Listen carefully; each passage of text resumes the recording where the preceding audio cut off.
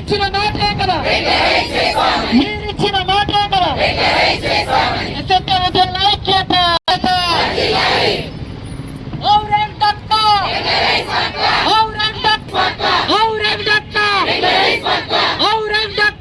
ఇచ్చిన మాటే కదా, మీరిచ్చిన మాటే కదా.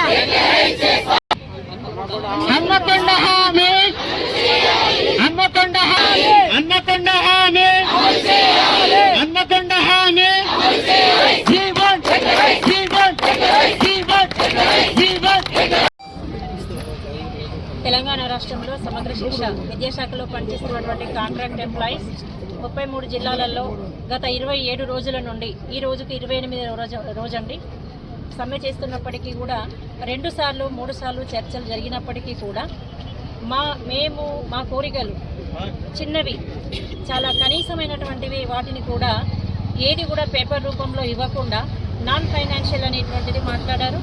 ఆ తర్వాత ఆ ఫైనాన్షియల్గా ఎలాంటి బెనిఫిట్ ఇవ్వకుండా ఫైనాన్షియల్గా కూడా ఎటువంటిదైనా మాటపూర్వకంగా కానీ రాతపూర్వకంగా కానీ మాకు ఏదీ రాలేదు. కాబట్టి అందరూ నిరాశ నిస్పృహలతో ఉన్నారు.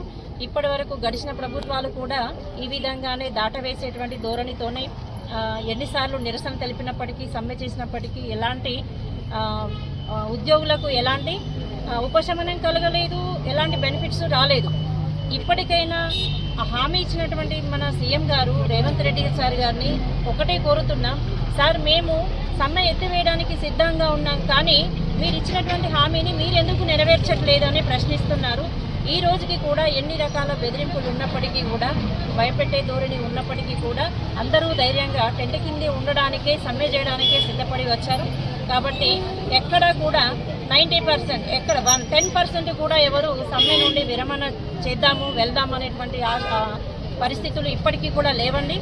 దయచేసి మహిళలు, సమగ్ర శిక్ష ఉద్యోగులందరూ ఎప్పటి నుంచో వెట్టి చాకిరీ చేస్తున్నారు. చాలని వేతనాలతో ఇప్పటి వరకు రోడ్డెక్కింది లేదు. ఇంత రోడ్డెక్కినప్పటికీ కూడా ఇన్ని రోజులుగా విద్యార్థుల యొక్క విద్య కుంటుపడుతున్నప్పటికీ కూడా మరి ప్రభుత్వం ఎందుకో నిమ్మకు నీరెత్తినట్టుగా ఉన్నది. మా డిమాండ్లు కానే కాదు సార్, ఇదంతా మా విజ్ఞప్తి. మరి ఎందుకు సార్ మా మనసు కరగట్లేదు, మరి నిర్ణయం ఎందుకు తీసుకోవట్లేదు మాకు అర్థం కావట్లేదు. మేము చివరి నిరాశలో ఉన్నాం సార్. అంటే ఇప్పుడు ఒక ఉపాధ్యాయులుగా మేము విధంగా ఉన్నాం. నాన్ టీచింగ్ స్టాఫ్ కానీ టీచర్లు కానీ ఇంకా ఉధృతంగా సమ్మె చేయడానికి పిలుపునిస్తున్నారు. సమ్మె కొనసాగించడమే అనేటువంటిది గట్టిగా నిర్ణయం చేసుకొని చెప్తున్నారు. దయచేసి ఎప్పటికైనా కాలయాపన చేయకుండా ముఖ్యమంత్రి గారు స్పందించి వెంటనే మాకు పే స్కేల్ అమలు చేయాలని, కొంత టైం తీసుకున్నప్పటికీ కూడా 3 నెలలు లేదా 6 నెలలు గడువిస్తున్నారు. ఆ తర్వాత రెగ్యులరైజ్ చేసేటువంటి ఆలోచనలు చేయాలి. ప్రస్తుతం వెంటనే మాకు పే స్కేల్ ఇస్తున్నట్లుగా ప్రకటించాలని మేము కోరుకుంటున్నాము.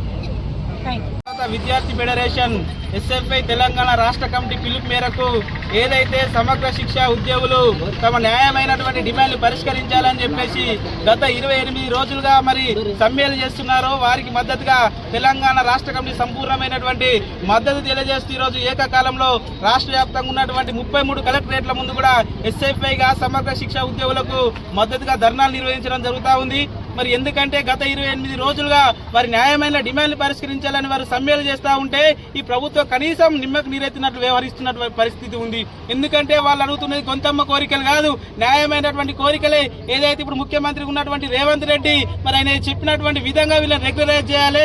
గతంలో ముఖ్యమంత్రి కాకముందు టీఆర్ఎస్ హయాంలో కూడా వీరు ధర్నా చేసినప్పుడు మరి స్వయాన అప్పుడు ఉన్నటువంటి రేవంత్ రెడ్డి వెళ్లి మరి వరకు మా అధికారంలోకి వచ్చిన తర్వాత మరి రెగ్యులరైజ్ చేస్తాం, మీ సమస్యలన్నీ పరిష్కరిస్తామని చెప్పి ఈ రోజు అధికారంలోకి వచ్చి ఇన్ని రోజులు గడుస్తా ఉన్నాయి. మరి వీళ్ళ టైంలో కూడా వీళ్ళు ధర్నాలు చేస్తే ఆ రోజు ఇచ్చినటువంటి మాట ఈ రోజు గుర్తుకు రావడం లేదని చెప్పేసి కూడా ఈ సందర్భంగా అడుగుతా ఉన్నాం.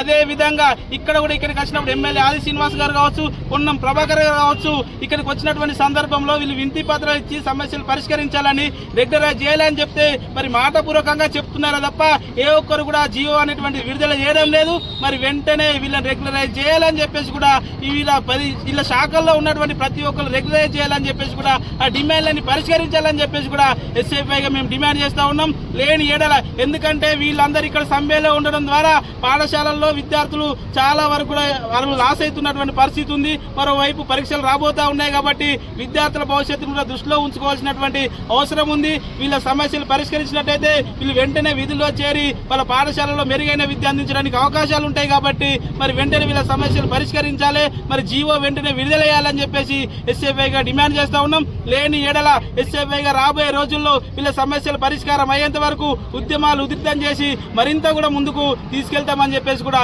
ఈ సందర్భంగా డిమాండ్ చేస్తా ఉన్నాను. నా పేరు మల్లార ప్రశాంత్, ఎస్ఎఫ్ఐ రాజన్న సిరిసిల్ల జిల్లా కార్యదర్శి.